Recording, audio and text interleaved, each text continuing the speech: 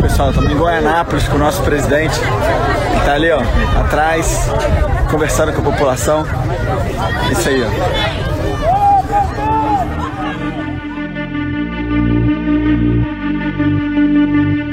Isso aí, como disse o deputado Major Vitor Hugo, líder do governo na Câmara, em vídeo publicado em suas redes sociais, era o presidente Jair Bolsonaro cumprimentando apoiadores, sem máscara, no município de Goianápolis, a 40 quilômetros de Goiânia, no último sábado. Para a visita surpresa, na qual mais uma vez descumpriu as normas sanitárias, o presidente fez questão de levar junto um antigo e fiel aliado. E Bolsonaro estava acompanhado do ministro da Defesa, Walter Braga Neto, e do general Eduardo Pazuello, ex-ministro da Saúde. Pazuello tem sido tratado com carinho pelo presidente, que ainda tenta encaixar o general em uma vaga dentro do Palácio do Planalto, após várias tentativas frustradas de encontrar um novo endereço na esplanada para o ex-ministro da Saúde. Todo esse esforço ocorre em paralelo aos preparativos para o início da CPI da Covid no Senado. Para a comissão parlamentar, os senadores já contam com um farto material, produzido em investigações do Tribunal de Contas da União e do Ministério Público Federal, que se debruçou sobre as falhas da equipe de Pazuello antes de faltar oxigênio em janeiro para os pacientes hospitalizados em Manaus. O MPF identificou atraso no envio de equipe para diagnosticar a nova onda de infecções, omissão no monitoramento da demanda por oxigênio, demora na adoção de medidas para evitar o desabastecimento, pressão do Ministério da Saúde para a utilização de um suposto tratamento precoce, lentidão na transferência de pacientes e ausência de medidas que estimulassem o isolamento social. Por qual razão o presidente destina tamanha atenção ao ex-ministro da Saúde? Que tipo de informação a CPI deve receber das investigações já realizadas sobre a atuação de Pazuello? O que falta apurar sobre a conduta do ex-ministro e de seus principais auxiliares durante a pandemia? Esses são os temas do Ao Ponto desta terça-feira. Eu sou o Roberto Maltic, hoje sem a Carolina Moran, e nesse episódio converso com os repórteres Leandro Prazeres e Paula Ferreira, da sucursal de Brasília. Fique com a gente.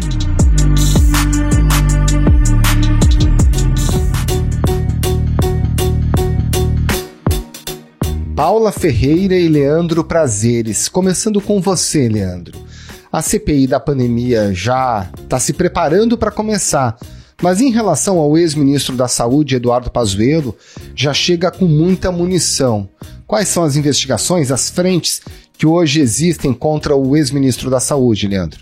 Bom, hoje as principais frentes de investigação contra o ex-ministro Eduardo Pazuello se concentram no Ministério Público Federal e no Tribunal de Contas da União.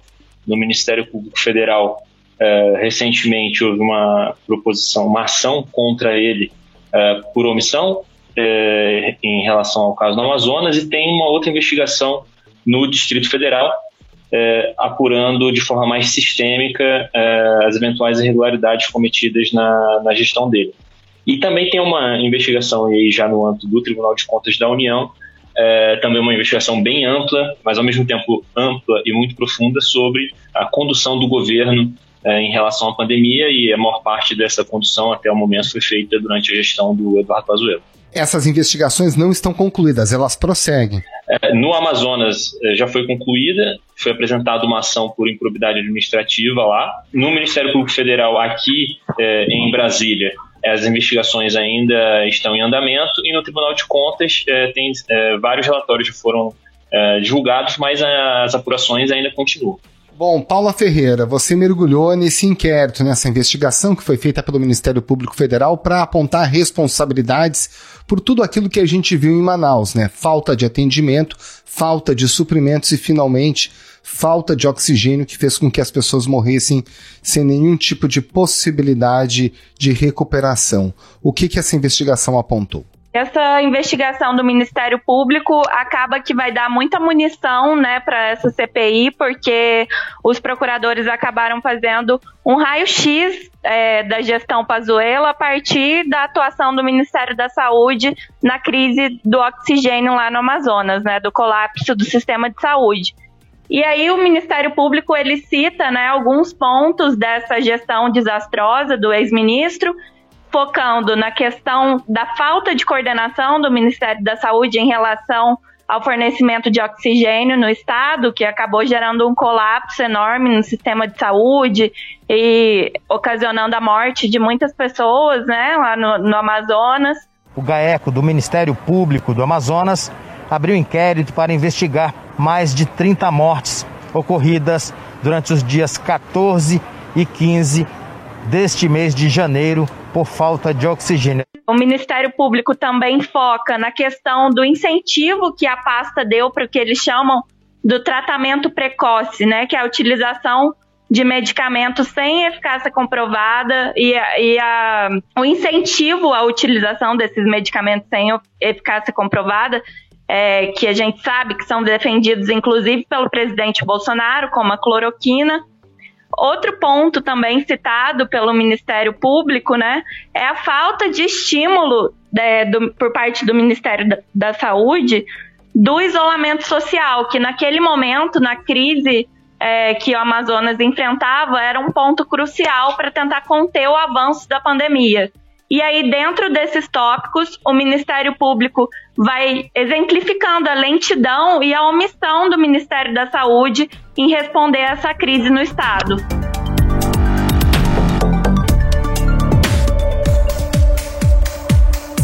Paula, existe toda uma linha do tempo, uma cronologia nos fatos que ocorreram no mês de janeiro de 2021.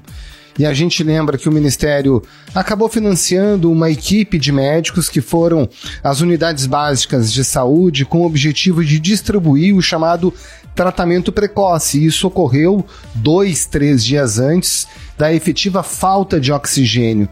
De que forma isso é tratado dentro dessa investigação do Ministério Público?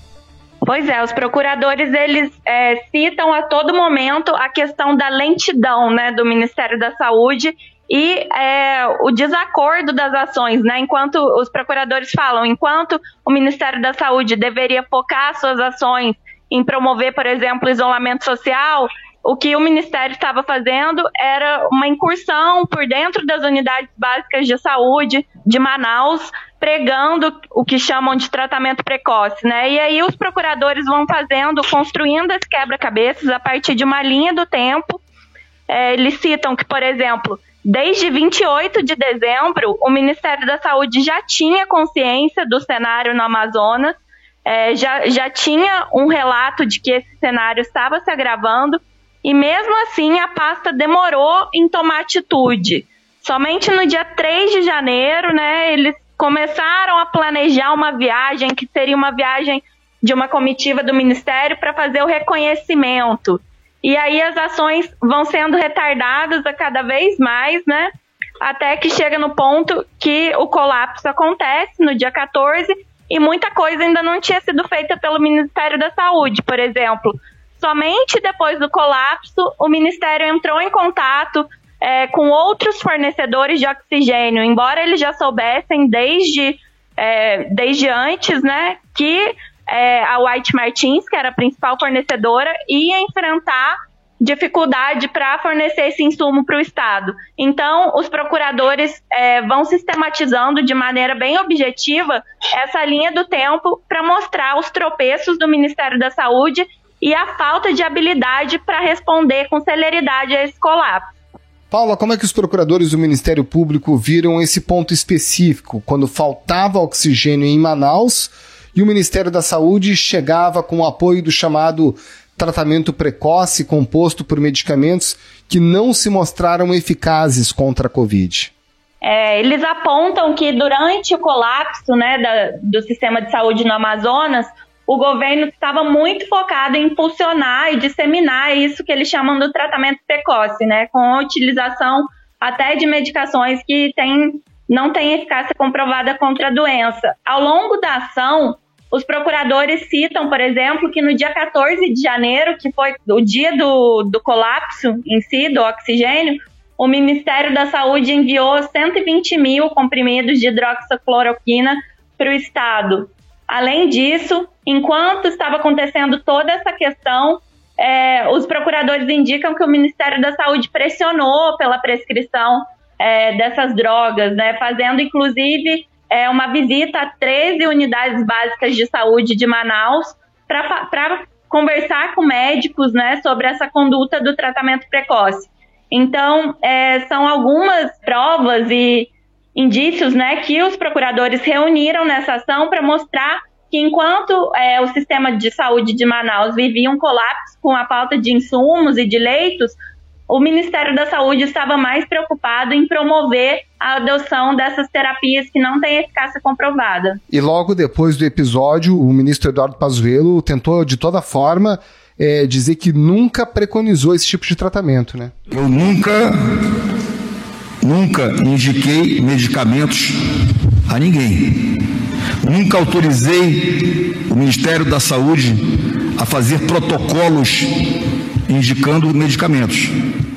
E aí fica difícil, né, Paula, para o ex-ministro sustentar essa versão, né? Pois o ministro tem falado isso, né, tem dito isso em coletivas de imprensa, né, o ex-ministro, mas em maio, quando ele assumiu a pasta, dias depois, após sua posse, o Ministério da Saúde acabou emitindo uma orientação, né, que por muito tempo o Ministério evitou chamar de protocolo, disse que era apenas uma orientação para o uso de medicamentos desde os sintomas iniciais da Covid-19. E aí é a primeira vez que aparece em um documento, né, do Ministério da Saúde um uso tão amplo da hidroxicloroquina, com a previsão de prescrição desse medicamento desde sintomas leves da doença.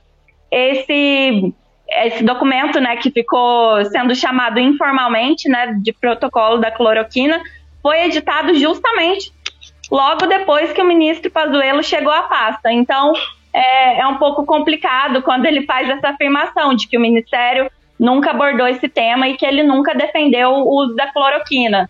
Ele próprio, quando estava doente, né, apareceu em uma live ao lado do presidente Jair Bolsonaro, na qual o presidente defendia a utilização da cloroquina e falava que ele tinha utilizado e o próprio ministro Pazuello também. Então, não encontra muito embasamento essa declaração dele, né, de que nunca defendeu o tratamento precoce e nunca falou especificamente sobre nenhum medicamento.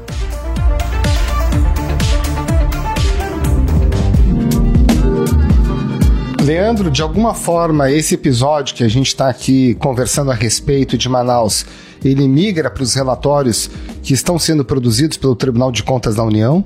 Esses temas são abordados de forma bastante sistemática pelos relatórios que estão sendo elaborados pelo Tribunal de Contas da União, se não especificamente em relação ao caso de Manaus, mas em relação a outras situações. O relatório mais recente divulgado pelo Tribunal de Contas da União, por exemplo, faz uma análise sistêmica da gestão. O relatório destaca ineficácia na compra dos kits de intubação, que são fundamentais nessa fase mais aguda dos pacientes, em que eles precisam ficar intubados e precisam de medicamentos que relaxem os músculos, né, para que eles possam não sentir incômodo durante esse processo. O relatório detectou também demora de mais de quase 5 meses na compra de kits de testes para detectar a Covid. É bom lembrar que a política de testagem no Brasil é muito criticada pela sua lentidão e pela pouca eficácia. O relatório também constatou falta de planejamento orçamentário. Os técnicos constataram que o governo não se planejou para uma eventual piora do cenário da doença no Brasil, e isso teve impacto em todas as frentes. Eles também detectaram falhas na estratégia de comunicação do Ministério da Saúde em relação à gravidade da epidemia. Os técnicos constataram que, dada a gravidade, né, dada a seriedade da crise, a comunicação não foi assertiva o suficiente, não surtiu o impacto que deveria para conscientizar a população sobre as medidas de distanciamento social, por exemplo, a necessidade de medidas de higiene, como lavar as mãos e etc. Agora, Leandro, com relação à responsabilidade objetiva do ministro, por exemplo, na falta desses sedativos, os relaxantes musculares para quem está sendo entubado, que é um problema real e imediato de agora, A Santa Casa de Araguari anunciou que vai fechar 10 leitos de terapia intensiva porque não tem medicamentos suficientes para o atendimento. Poderia ter sido feito algo diferente pelo ministro para que a situação não fosse do jeito que está hoje, na avaliação dos técnicos? Na avaliação dos técnicos, sim. A gestão do Ministério da Saúde é extremamente criticada pela demora, pela hesitação na compra de kits de intubação. É bom lembrar que havia uma licitação em andamento no segundo semestre do ano passado e essa licitação foi suspensa. Era uma licitação para comprar exatamente esses kits. E essa licitação foi suspensa, sem maiores explicações, e isso foi algo extremamente criticado, né? Então, sim, a gestão do ministro é extremamente criticada nesse ponto e a alegação de que poderia ter sido feita a compra desses medicamentos de outra forma, de uma forma mais eficiente. Paula Ferreira, ainda sobre essa investigação do Ministério Público, houve um tema da demora da transferência de pacientes graves para outros estados. A gente viu o drama que foi isso depois do colapso. O que o Ministério Público identificou em relação a esse tema? A partir de depoimentos, né, de testemunhas e também documentos como atas de reuniões e coisas do gênero, o Ministério Público constatou que também houve lentidão por parte do Ministério da Saúde em relação à coordenação e à realização das transferências desses pacientes para outros estados durante o colapso.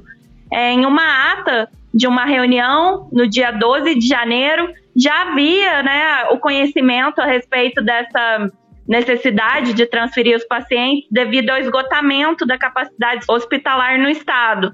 Mas, mesmo ciente dessa necessidade, o Ministério acabou dando início a esse plano de transferência somente depois do colapso, né? E o depoimento de uma funcionária, né, da Força Nacional do SUS é bem emblemático em relação a esse caso, porque ela descreve o que seria a situação extremamente crítica que o Ministério da Saúde estava esperando para dar início a esse plano de transferência, né? E segundo ela, essa situação extremamente crítica seria a ocorrência de óbitos em ambulâncias, o colapso total da falta de oxigênio, entre outros pontos, né? Como a falta total de leitos e outras características que o Ministério da Saúde estava esperando para dar início a esse plano de transferência. O diretor do SAMU disse que as ambulâncias ficam rodando com os doentes nas ruas até aparecer uma vaga. Então, esse caso é mais um utilizado pelo Ministério Público para mostrar essa lentidão, né, que eles citam ao longo de toda a ação. Inclusive, né, Leandro, o Tribunal de Contas fez uma análise de contratos, né, e mostrou problemas de prioridade fundamentais, né, durante essa pandemia que poderiam ter otimizado não só tempo, mas recursos públicos, como, por exemplo, uma tentativa de compra de luvas e aventais para vacinação que não eram tão necessários, né? Exatamente. Esse ponto veio destacado numa reportagem de uma colega nossa, Renata Mariz, em que ela destaca que o Ministério da Saúde chegou a lançar uma licitação para compra de equipamentos de proteção individual no valor de 380 milhões de reais, sob pretexto de que esses itens seriam utilizados durante a vacinação. O problema é que a Diretoria de Integridade do Ministério da Saúde fez um alerta dizendo, olha, à luz do que nós estamos vivendo nesse momento, não é indispensável a compra desses equipamentos. E aí, a partir disso, essa compra foi cancelada. Então, para a gente ter uma noção, o governo fez um contrato de 693 milhões para a compra das vacinas russas, né? E estava querendo gastar 380 milhões, mais da metade desse valor, em itens que não seriam considerados essenciais para o processo de vacinação.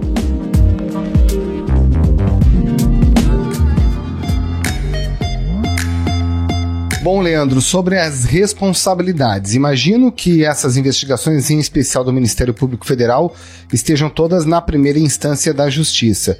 Que tipo de pena ou sanção procuradores ou os ministros do TCU estão analisando nesse momento?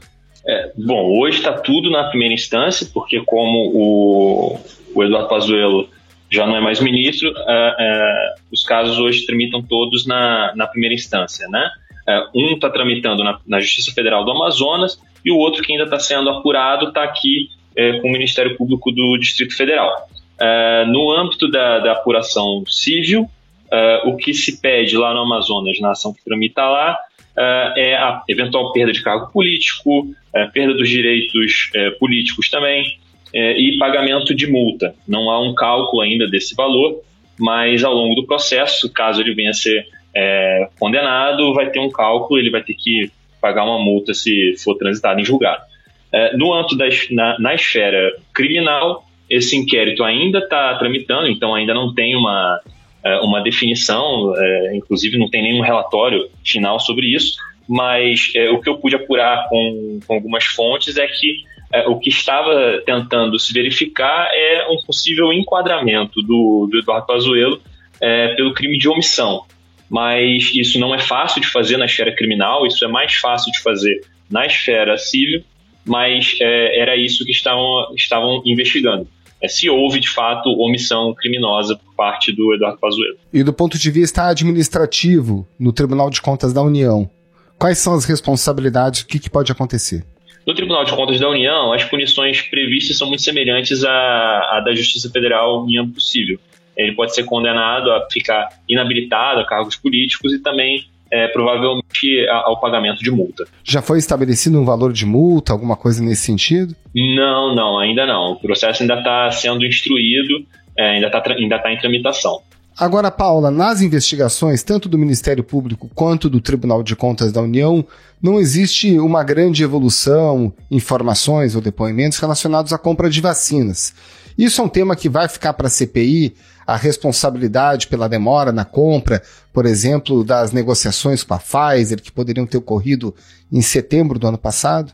Essa questão da vacinação acaba sendo uma área, né, que ficou bastante aberta para a atuação da CPI dos senadores, porque esses inquéritos, né, acabam mirando outras áreas, né, dessa condição da pandemia, como a gente já citou, a questão do colapso e uma questão mais operacional em relação à resposta, né, aos colapsos. Mas a questão da vacinação, que é o que na virada, né, desse ano de 2020 para 2021 acabou ganhando os holofotes, ainda não, essas apurações ainda estão engatinhando, né? Então, inclusive um dos focos que os senadores pretendem ter nas investigações conduzidas por essa CPI, porque há muitas críticas, tanto de especialistas, né, quanto de gestores mesmo, gestores subnacionais, de que o Ministério da Saúde teve uma atuação desastrosa em relação à compra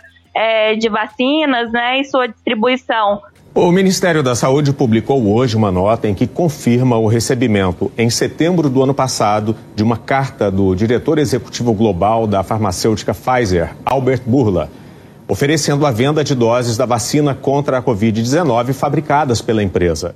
Até o final do ano passado, o Ministério tinha celebrado principalmente a aquisição de apenas um imunizante, que era a vacina de Oxford, né, produzida em parceria com a Fiocruz.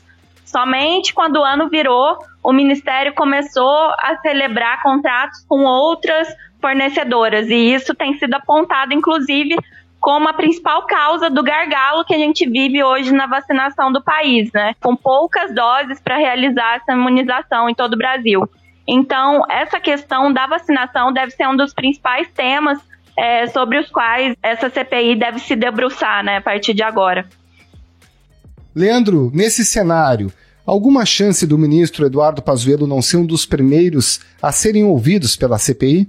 Olha, Maltic, essa chance é bem reduzida, né? A gente não pode dizer que é impossível, porque em política não existe isso.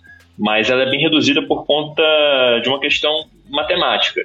A maior parte da composição dessa CPI, entre os membros titulares, é de senadores que são ou de oposição ou considerados independentes em relação ao governo, né? São 11 senadores que compõem essa CPI e 7 deles são de oposição ou independentes. Então, para barrar uma convocação, teria que haver uma mudança na conjuntura de forças dessa CPI bastante significativa. É algo improvável e não é algo com que os senadores estão trabalhando hoje, né? Não é esse o cenário. Tanto é assim que naquele áudio que foi vazado, naquela conversa com o senador Jorge Cajuru, o presidente Bolsonaro se mostrava bastante preocupado com essa possibilidade, porque ele sabe que é algo muito factível. Então, se mudar a amplitude, vai poder. Agora, se não mudar, a CPI vai simplesmente ouvir o Pazuello, tá? Claro. Ouvir gente nossa. Paula, a gente tem visto manifestações de apreço do presidente ao ex-ministro Pazuello, inclusive esteve com ele agora no sábado, nesse evento no interior de Goiás. Qual é a disposição do presidente de arrumar uma vaga para o ex-ministro no governo, em especial no Palácio do Planalto? Pois é, desde antes da nomeação do atual ministro, né, Marcelo Queiroga, a informação que circula é que o presidente Bolsonaro já estava procurando uma solução, né, tanto de uma saída honrosa para o ex-ministro Eduardo Pazuello, mas também para mantê-lo ali debaixo das suas asas, né, porque diante desse cenário político espinhoso, né, inclusive com a instauração dessa CPI, o Bolsonaro ele tem procurado colocar o Pazuello em algum lugar, né, perto das suas vistas. A gente noticiou recentemente que uma das opções seria colocar o ex-ministro no comando da Secretaria Especial de Modernização, né, que é uma secretaria que fica subordinada à Secretaria-Geral da Presidência, ou seja, o ex-ministro passaria a despachar de dentro do Palácio do Planalto, ali bem próximo, né, ao presidente. E essa própria iniciativa, né, de levar o Pazuello em uma viagem no final de semana já demonstra que o Bolsonaro está tentando dar uma demonstração de confiança para o seu ex-ministro, né, nesse momento aí que ele é alvo, né, dessa CPI. Então, ao que tudo indica, o presidente vai sim encontrar um cargo para manter o ex-ministro bem próximo nesse momento e que ele vai ser sabatinado por várias frentes, né? Paula Ferreira, Leandro Prazeres, muito obrigado pela participação de vocês aqui no Ao Ponto. Um bom trabalho e uma ótima semana. Obrigada, bom trabalho. Obrigado.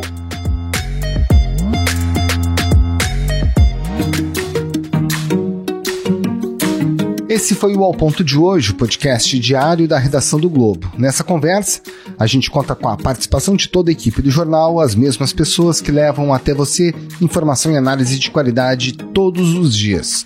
Quer saber mais? Assine o Globo. Acesse assineoglobo.com.br e confira todas as notícias e reportagens especiais. A produção é do João Pedro Fragoso e a edição é do João Guilherme Lacerda. Tchau!